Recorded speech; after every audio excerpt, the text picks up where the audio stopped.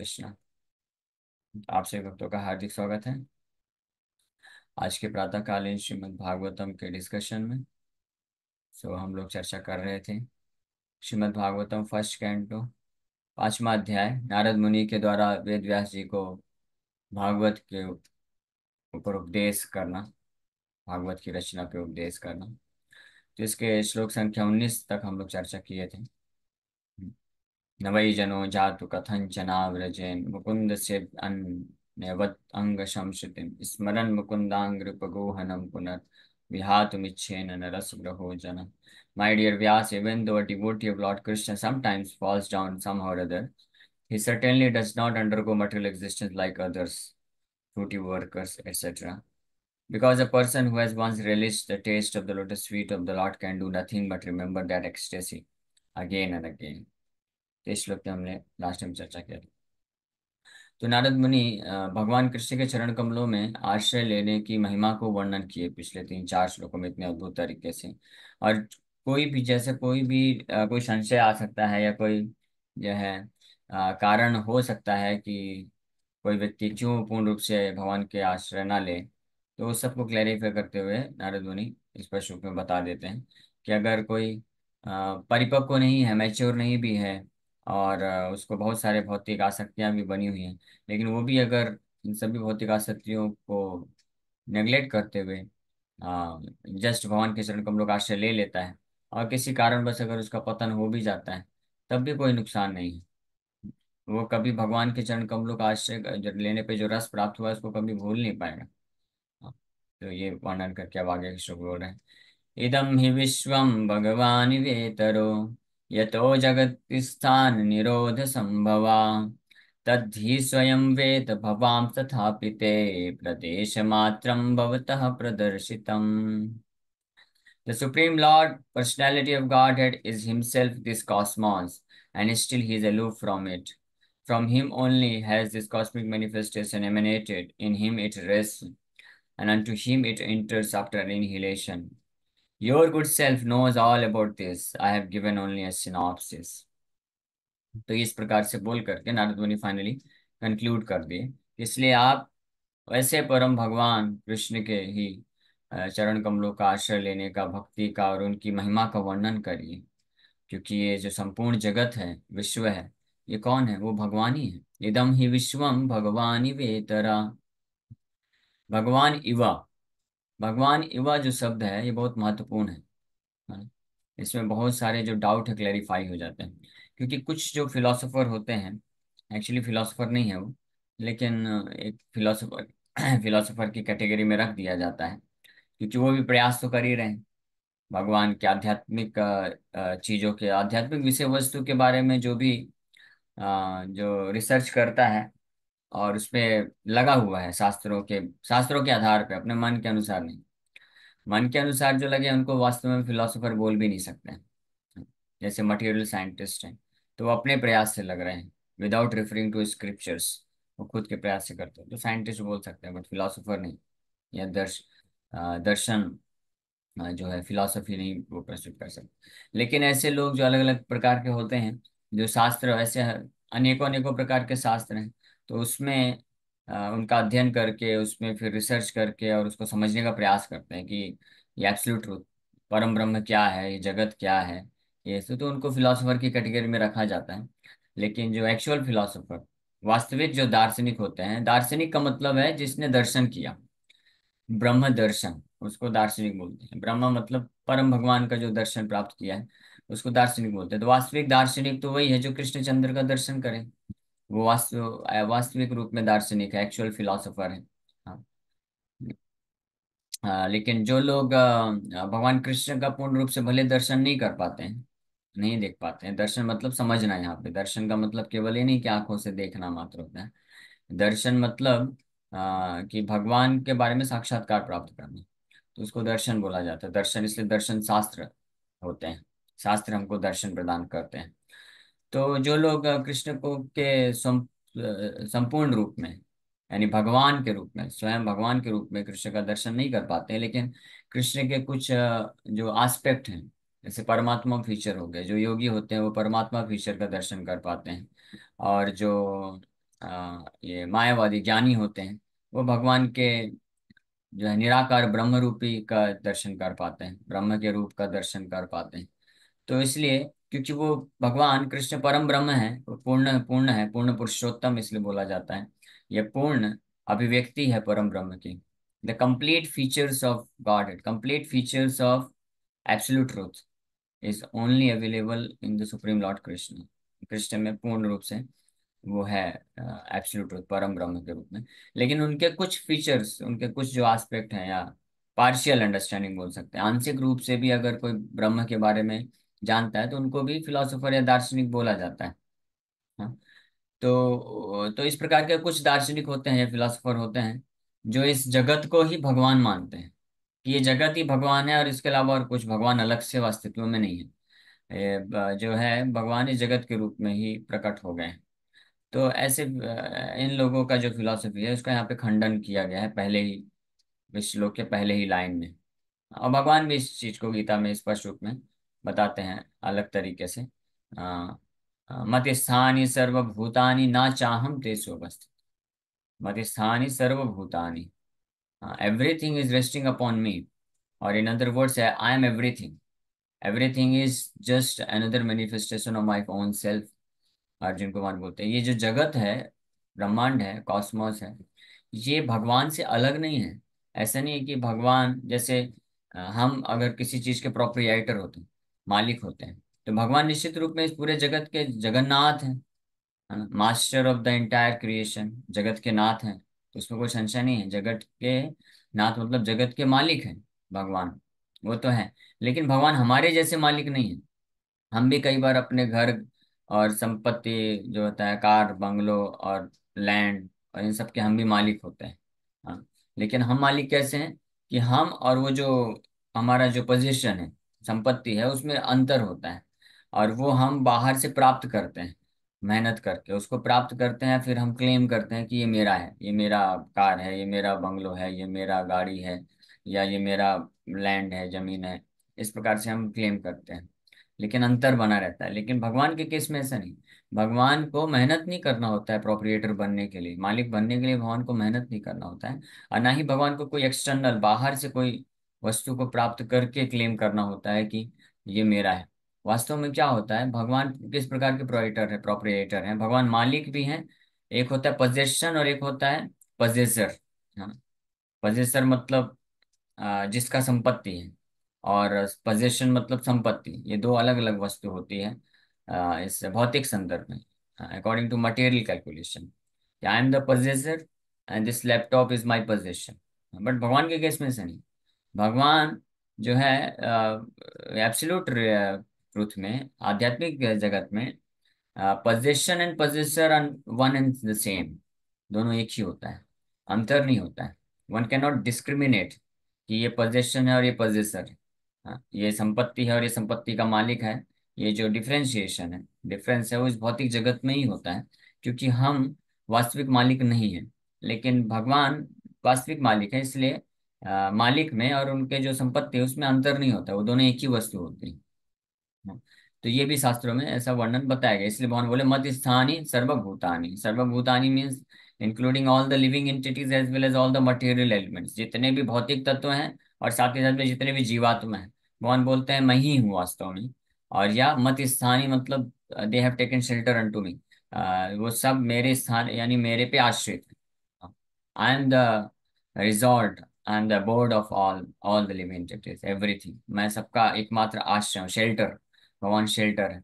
और यह भगवान ही अपने आप को उस रूप में प्रकट करते हैं, तो एक जगह ये बोला गया। लेकिन भगवान स्पष्ट बोलते हैं, तो कुछ जो इस प्रकार की केवल पार्शियल अंडरस्टैंडिंग, आंशिक समझ को जो धारण करते हैं, ऐसे लोग वास्तव में निराकारवादी या मायावादी कहलाते हैं। निराकारवादी मायावादी में अंतर है। निराकारवादी लोग का इस प्रकार का अंडरस्टैंडिंग रहता है, लेकिन वो लोग अपराधी नहीं होते हैं। वो लोग जो कृष्ण के नाम रूप गुण लीलाओं को जो है ऐसा नहीं कि भौतिक है ऐसा करके निंदा नहीं करते हैं। वो स्वीकार करते हैं कि कृष्ण का दिव्य स्वरूप है, बट उनको इंटरेस्ट नहीं है। उनको उनसे कोई लेना देना नहीं, कृष्ण के व्यक्तिगत स्वरूप से कृष्ण के साथ संबंध बनाने में कोई उनको रुचि नहीं होती। जैसे चार कुमार हुए थे, तो चार कुमारों को ब्रह्मा जी के पुत्र हैं, तो ब्रह्मा जी ने तो सभी वैदिक ज्ञान तो दिया ही था उनको।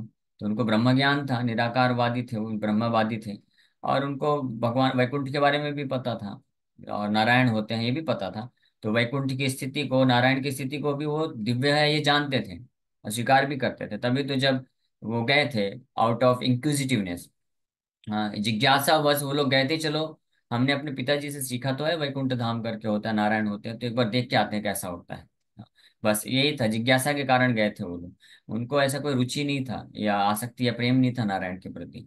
तो जिज्ञासा के कारण गए थे। जब वैकुंठ के द्वारपाल उनको रोक दिए, तो वहां पे इस बात को स्पष्ट बोलते हैं, जिससे पता चलता है कि वो ब्रह्मवादी जो होते हैं वो अपराधी नहीं होते हैं, भौतिक उनका दृष्टिकोण नहीं होता है वैकुंठ धाम के प्रति या भगवान कृष्ण के प्रति। तो वहां पे चार कुमार बोलते हैं कि आप लोग वैकुंठ के द्वार पे रहकर भी आपके अंदर द्वैत का भाव है, और द्वैत का जो भाव होता है वो तो भौतिक जगत में होता है, इसलिए आप यहाँ पे रहने के लायक नहीं है। आप इस ब्रह्म की स्थिति को छोड़ करके आप जाओ और आप असुर बन जाओ। तो ये श्राप दिए, इसका मतलब ये पता चलता है कि चार कुमार वैकुंठ जगत को और भगवान नारायण को आध्यात्मिक रूप में स्वीकार करते थे, तो इसलिए वो अपराधी नहीं होते हैं, लेकिन उनको विशेष रुचि नहीं थी। लेकिन जैसे भगवान विष्णु आए और एक बार जब प्रैक्टिकल एक्सपीरियंस हो गया, भगवान के पास ज्यादा कुछ एक्सपीरियंस करने की आवश्यकता नहीं है।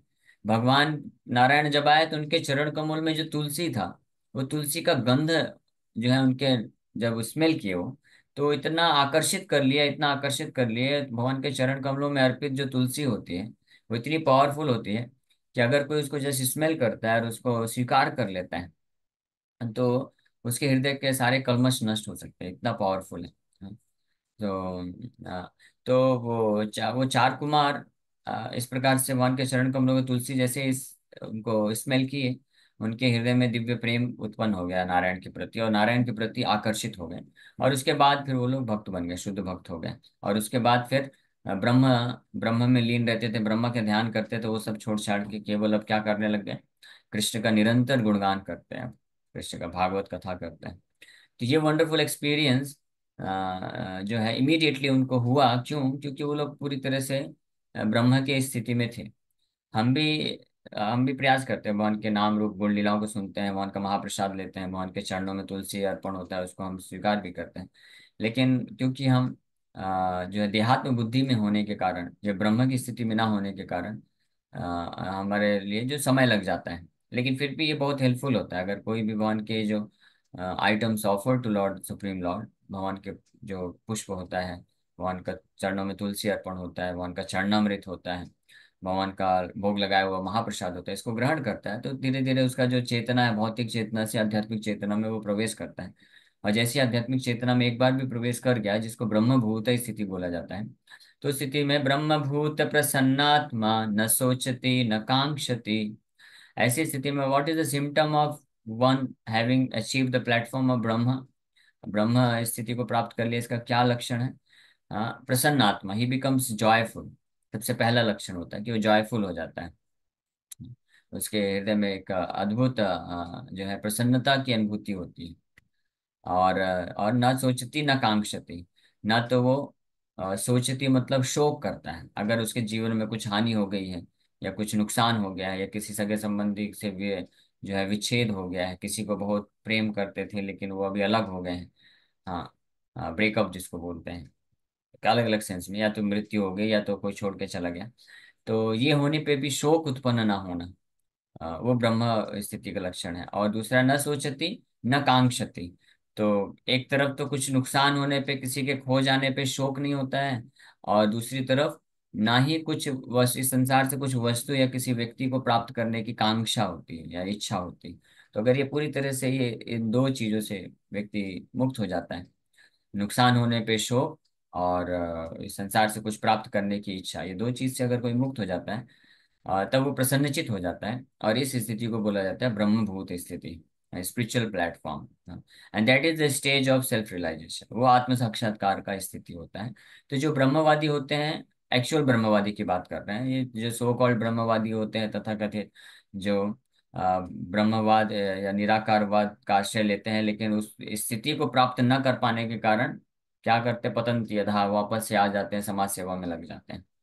तो वो समाज सेवा जो है, ये अगर कोई जैसे कोई संन्यास लिया निराकारवाद ब्रह्मवाद बन करके, और उसके बाद फिर वो वहां से लौट करके, हिमालय से लौट करके आ करके समाज सेवा कर रहा है, वेलफेयर एक्टिविटी कर रहा है, that means he has fallen down.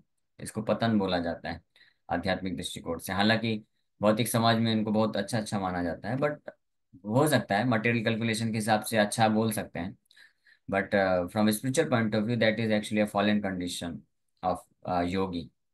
Gita भगवान बताते हैं, चाहे वो ज्ञान योगी हो, ज्ञान योगी मतलब यही निराकारवादी ब्रह्मवादी होते हैं, जो संन्यास लेकर के और पूरी तरह संसार से विरक्त होकर के ब्रह्म का चिंतन करते हैं, अपने आप को देहात्म बुद्धि से उठा करके ब्रह्मभूत स्थिति में लाने का प्रयास करते हैं।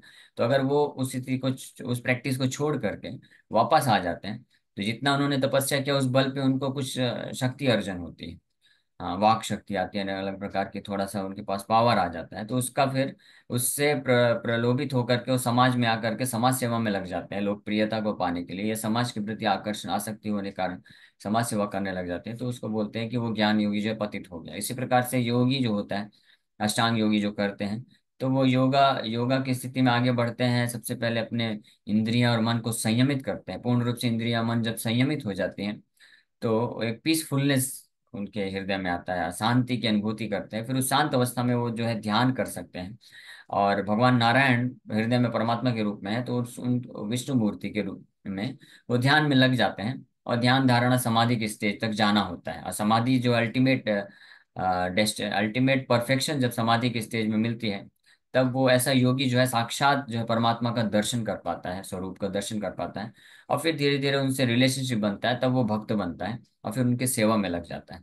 लेकिन ये स्टेज आने के पहले अगर ध्यान धारणा समाधि के स्तर में ही इस योगी को क्या होता है कि बहुत सारी सिद्धियां मिलनी चालू हो जाती हैं।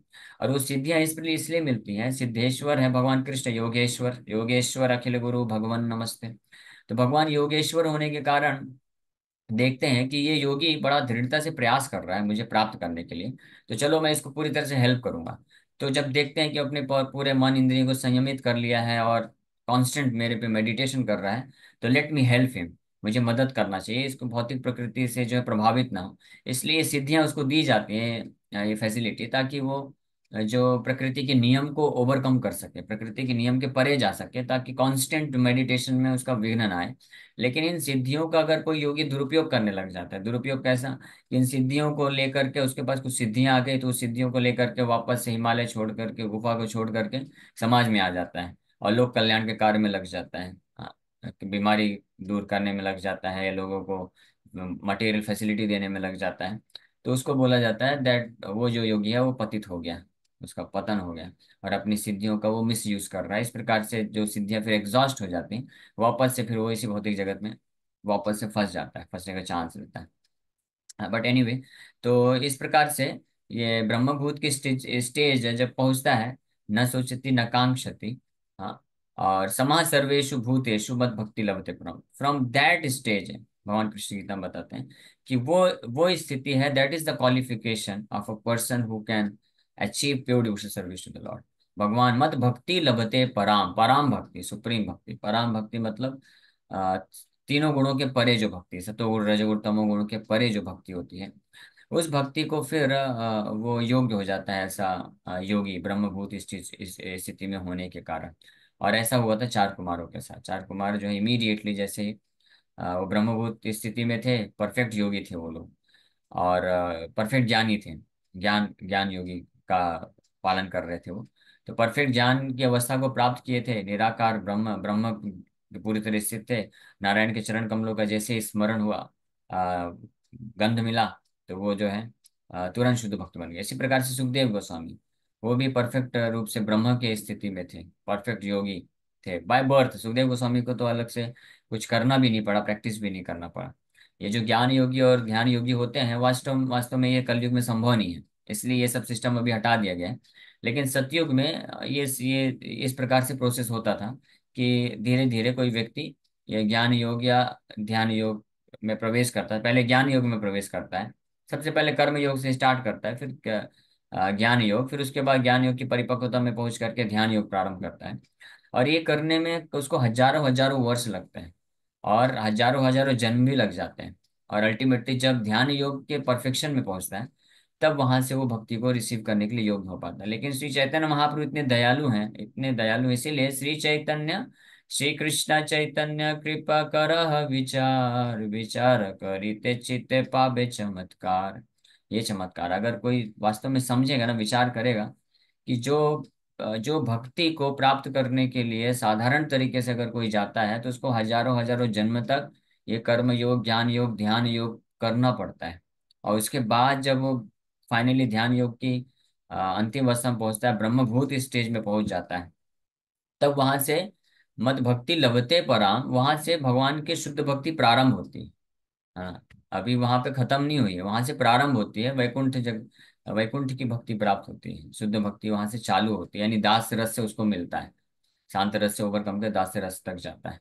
फिर उसके बाद अगर और वो भगवान का सेवा में लगता है, भगवान का, फिर वहां से वो श्रवण कीर्तन चालू करता है, भगवान के नाम का जप करना, कीर्तन करना और प्रचार प्रसार करना भगवान के शुद्ध रूप से, भागवत बन जाता है वो। अभी तक योगी था और अब क्या बन जाता है, भागवत बन जाता है, भगवान कृष्ण का हो जाता है, नारायण पारायण हो जाता है। और इस प्रकार से जितनी मात्रा में वो सेवा करते जाता है, श्रवण कीर्तन करते जाता है, तो उतना ही मात्रा में धीरे धीरे भगवान के प्रति आसक्ति और गाढ़ा होता जाता है, गाढ़ा होता जाता है, गाढ़ा होता जाता है। और फाइनली फिर धीरे धीरे वो बढ़ के वो वैकुंठ के किसी भी लोक को प्राप्त कर सकता है। हाँ, लेकिन कोई भी योगी जो इस प्रकार से अपने बल से, इसको साधन सिद्ध लोग बोला जाता है, तो जो अपने बल से, अपने प्रयास से, हजारों हजारों जन्मों के प्रयास से भगवान की भक्ति को प्राप्त करता है, तो वो अपने प्रयास से कभी भी ब्रज की भक्ति को प्राप्त नहीं कर सकता है, कृष्ण के साथ संबंध कभी नहीं बना सकता है। वो एट एट द मोस्ट वो भगवान नारायण का दास बन सकता है और किसी वैकुंठ प्लेनेट में जा सकते हैं। लेकिन कृष्ण के लिए जो ब्रज की भक्ति प्राप्त करना है, चाहे वो दास्य रस हो, साक्ष्य रस हो, वात्सल्य या माधुर्य रस, अल्टीमेट माधुर्य रस है, और उसमें भी जो परकीय रस है, गोपियों का जो रस है, तो वो केवल और केवल रिजर्व्ड है ब्रज के भक्तों के पास ही। और उनका ही आश्रय लेने से, उनकी कृपा से ही कोई जो है भक्त प्राप्त कर सकता है। और आप सोच सकते हैं कि इस प्रकार की जो भक्ति है, उन्नत उज्ज्वल रसा स्वभक्ति श्रियाम, कि जो top most kind of love for Krishna, भगवान कृष्ण के लिए जो सब सर्वश्रेष्ठ प्रकार का प्रेम है, जो गोपियों के हृदय में है, उस प्रकार का प्रेम जो है श्री चैतन्य महाप्रभु प्रदान करने के लिए आए। और कोई विदाउट एनी क्वालिफिकेशन। हाँ, ऐसा नहीं कि चैतन्य महाप्रभु बैठे हैं और चेक कर रहे हैं, जो भी कैंडिडेट आ रहे हैं चेक कर रहे हैं, दिखाओ आपका डिग्री सर्टिफिकेट, दिखाओ कर्म योग में कितने परसेंट आए आपके, ज्ञान योग ध्यान योग में कितने परसेंट आए, पिछले जन्मों का हिसाब किताब चेक कर रहे, नहीं, कोई चेक नहीं कर रहे। ये चेक करने बैठेंगे तो सारे फिल्टर हो जाएंगे, कोई बचेगा ही नहीं। एकाध इक्का दुक्का शायद होंगे जो मिलेंगे। तो इस प्रकार से तो चैतन्य महापुरुष इसलिए ये सब कार्य नहीं किए, वो हटा दिए पूरा सिस्टम ही। बोले ठीक है, आ जाओ, बस आ जाओ और लेके जाओ। हाँ, हम लोग और कथा में चर्चा कर रहे हैं कि ये जो कृष्ण प्रेम रूपी जो तिजोरी में ये कृष्ण प्रेम को बिल्कुल सील करके रखा गया है, तो ये पंच तत्व आकर के उस सील को तोड़ देते हैं और उसमें से लूट लूट करके कृष्ण प्रेम को खुद आस्वादन करते हैं, खाते खुद पीते हैं, आस्वादन करते हैं। और वो इतनी मात्रा में, और ये सब पी करके इतने नशे में आ जाते हैं, उन्मत्त हो जाते हैं, नाचते गाते हैं, कृष्ण प्रेम में विह्वल हो जाते हैं। अब जब कोई व्यक्ति नशे में आ जाता है और प्रचुर मात्रा में धन संपत्ति है, तो वो क्या करेगा, उसको उड़ाएगा ही, है ना? ये तो स्वाभाविक है, कोई भी नशा वाला व्यक्ति होता है उसके जेब में जितना होगा सब दे देगा। हम लोग बुक डिस्ट्रीब्यूशन के टाइम में एक आध बार एक्सपीरियंस किए हैं कि एक नशे में व्यक्ति आता है और बोलता है मुझे गीता चाहिए, कृष्णा चाहिए, ऐसे करके। तो नशे में रहता है, वो डोनेशन दे के चला जाता है कि मेरी तरफ से लो, बांट देना 10 गीता मेरी तरफ से। और उसको तो नशे में जो व्यक्ति होता है उसको खुद को कुछ पता नहीं रहता है, तो ये पंचतत्व तो पूरी तरह से नशे में है, कृष्ण प्रेम की नशे में है। इसलिए, और इनके और भंडार भी बहुत भयानक है, बहुत बड़ा है, भंडार में भी इतना मात्रा में कृष्ण प्रेम भरा पड़ा है, तो बांटने में कोई संकोच नहीं, कोई भी जाएगा भीख मांगेगा तो दे देंगे आराम से। लेकिन समस्या क्या है कि हम भीख नहीं मांगते हैं, हम जा ही नहीं रहे पास में, तो कहाँ से मिलेगा। लेकिन फिर भी उसके बाद भी इन पांचों में से एक जो व्यक्ति हैं, उनको इतना ज्यादा नशा है, इतना ज्यादा नशा है कि वो बस रुकते भी नहीं है कि कोई आएगा मेरे पास, वो खुद दौड़ के जाते हैं। कौन है वो, बताइए, चैट बॉक्स में नाम लिख के भेजिए। ये पांचों में से एक इतने महान है कि वो दौड़ दौड़ के जाते हैं, जिसको नहीं चाहिए उसको भी पकड़ पकड़ के देते हैं, लो भाई तो उसको भी देने का प्रयास करते हैं। लेकिन हमारा दुर्भाग्य है कि हम फिर भी एतार्दसी तव कृपा भगवन ममापि दुर्दैवमीदृशं इह जनिनानुराग। चैतन्य महाप्रभु इस भाव को प्रकट करते हैं, हमको रिप्रेजेंट करते हुए चैतन्य महाप्रभु ये भाव प्रकट कर रहे हैं। केतारदसी तव कृपा, oh my dear lord Krishna, आप इस प्रकार की कृपा किए हैं हमारे ऊपर, बट दुर्दैवम, हमारा दुर्दैव है, मेरा ये दुर्दैव है कि मुझे कोई रुचि नहीं है आपके इस कृपा के ऊपर, इस नाम के ऊपर, हरिनाम संकीर्तन के ऊपर। ये हरिनाम इतना इतना पावरफुल, इसमें इतना रस है, इतना दिव्य अमृत है, इतना दिव्य आनंद है, भगवान कृष्ण को भी आकर्षित करने वाला है। आप सोच सकते हैं, भगवान कृष्ण को तो कोई आकर्षित नहीं कर सकता, भगवान आत्मा राम है, भगवान को कोई आकर्षित नहीं करता, लेकिन भगवान कृष्ण भी ललायत हो जाते हैं हरिनाम संकीर्तन का आस्वादन करने के लिए, इसलिए चैतन्य महाप्रभु के रूप में आते हैं। खुद जब आस्वादन करने का प्रयास करते हैं तो कर ही नहीं पाते, क्योंकि उन्हीं का तो नाम है, तो कैसे करेंगे? अपने आप को कोई कैसे टेस्ट कर सकता है? नहीं कर सकता ना। तो अपने आप को अगर टेस्ट करना है तो भगवान सोचते हैं कि मुझे आश्रय बनना पड़ेगा। आश्रय और विषय, ये दो चीजें होती हैं।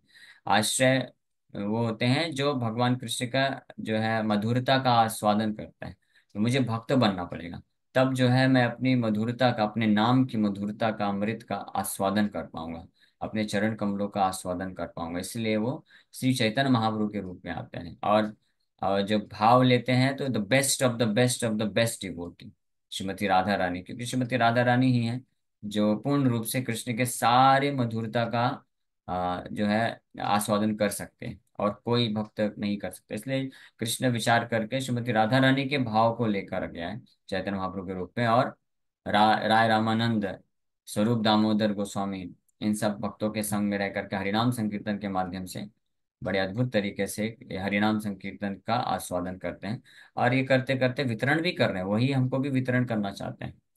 तो लेकिन ये कौन प्राप्त कर सकता है? कौन न भाग्यवान जीव देखी बारे पाए, अद्यापि लीला करे गौर राय। कौन भाग्यवान जीव देखी बारे पाए, अद्यापि मतलब आद्य मतलब आज भी, इवन नाउ श्री चैतन्य महाप्रभु संकीर्तन लीला इज गोइंग ऑन, संकीर्तन लीला जो है चैतन्य महाप्रभु की आज भी चल रही है।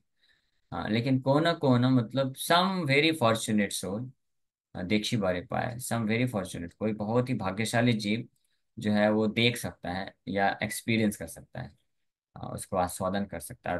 Who is that very very fortunate soul?